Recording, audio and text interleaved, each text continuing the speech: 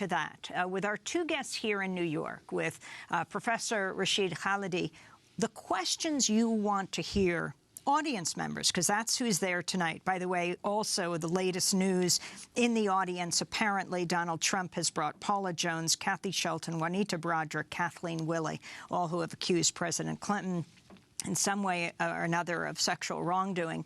But what you want to hear tonight? I would love to hear somebody get up and say, can we stop these circuses? Can we end this distraction? Can we talk about serious issues? This is a country that's at war in 3 parts of the Middle East and Afghanistan, whether we admit it or not. There is war in our streets, in our cities, on black and brown communities.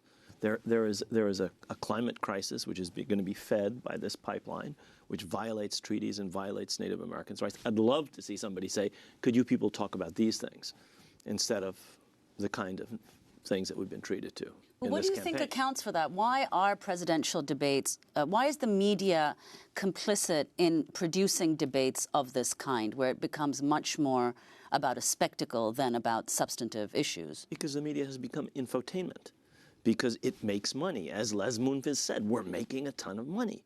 So we basically have a circus. I'm not saying that serious politicians should be taken at face value. Trump did us a service by calling some of these politicians what they are: low-energy Jeb, Lion Ted. He punctured the balloon of these sanctimonious hypocrites who masquerade as statespersons.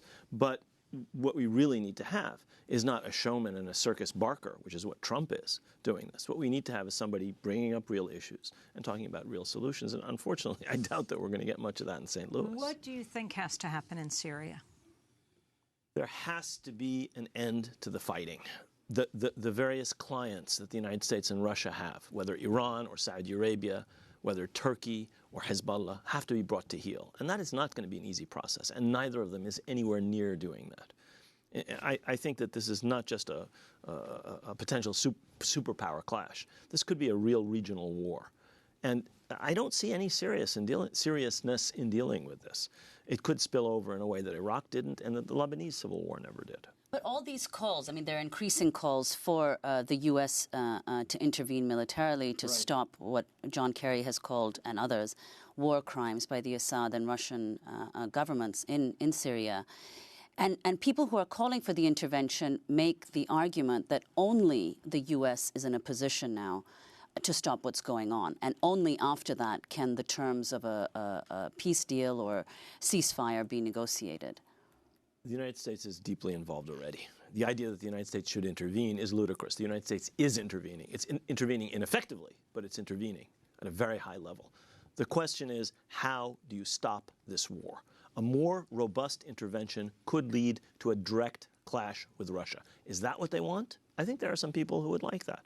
They would like a justification for our military budget, our bloated, completely unnecessarily large military budget. Well, having a little war with the Russians would serve that purpose very nicely. There are people who really think that you have to throw your weight around all over the world. I'm afraid that Secretary Clinton is one of those people, or at least is advised by some of those people. Certainly, many of those neoconservatives have supported her. People who brought us the Iraq War, like Paul Wolfowitz.